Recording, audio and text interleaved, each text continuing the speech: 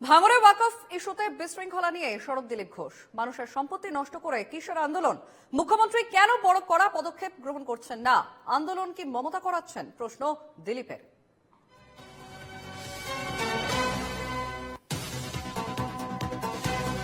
কি বলছেন দিলীপ ঘোষ, শুনবো।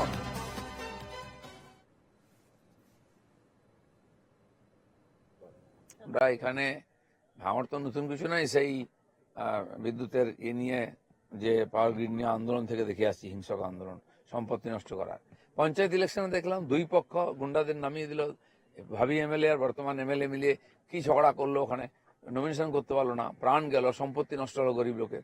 ঠিক একই দৃশ্য শক্তি দেখানোর জন্য আইএসএফও নেমেছে, আর একইভাবে গাড়ি ভাঙা, ওখানে ভয়ের পরিবেশ তৈরি করা, বাসন্তী রোডকে 4 ঘন্টা আটকে রাখা। কার স্বার্থ হচ্ছে এগুলো? এটা কি ধরনের প্রতিবাদ? মানুষের সম্পত্তি নষ্ট করে, মানুষকে ভয় দেখিয়ে, একটি সম্প্রদায়কে খেপিয়ে।